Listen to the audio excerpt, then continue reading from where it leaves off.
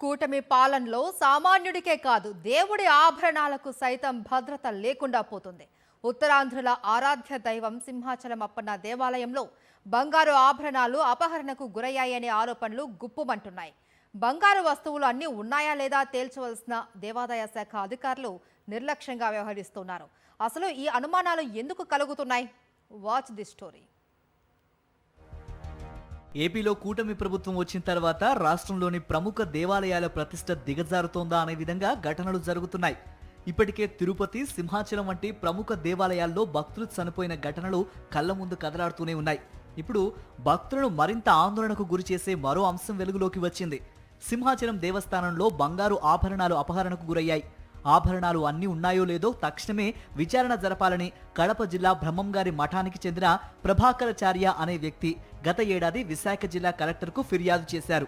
దీనిపై 5 సభ్యులతో విచారణ కమిటీని ఏర్పాటు చేసి ఉన్నతాధికారులు చేతులు దులిపేసుకున్నారు. ఎన్ని రోజులు గడుస్తున్నా కమిటీ విచారణ చేయకపోవడంతో ఫిర్యాదుదారు ప్రభాకరాచార్య మరోసారి గత నెలలో విశాఖ జిల్లా కలెక్టర్కు వినతి పత్రం ఇచ్చారు.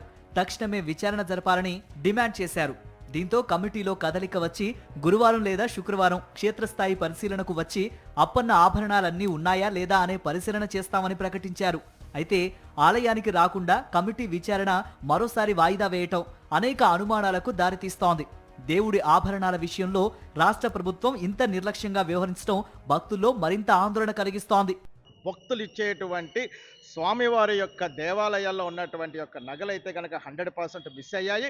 ఎందుకు పనికిరానటువంటి ఎండోమెంట్ వ్యవస్థ రాజకీయ నాయకులు తొత్తులుగా ప్రవర్తించి ఇష్టానుసారంగా ప్రవర్తిస్తుందని చెప్పని మేము ముఖ్యంగా తెలియజేస్తున్నాం.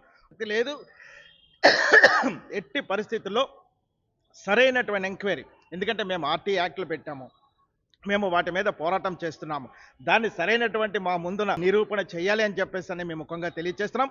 సింహాచలం లాంటి ప్రముఖ పుణ్యక్షేత్రంలో దేవుడి ఆభరణాలు పోయాయనే ఫిర్యాదు వచ్చిన వెంటనే విచారణ చేసి నిజాలు నిగ్గు తేల్చాల్సి ఉన్నప్పటికీ ప్రభుత్వం ఏమాత్రం పట్టించుకోవడం లేదు.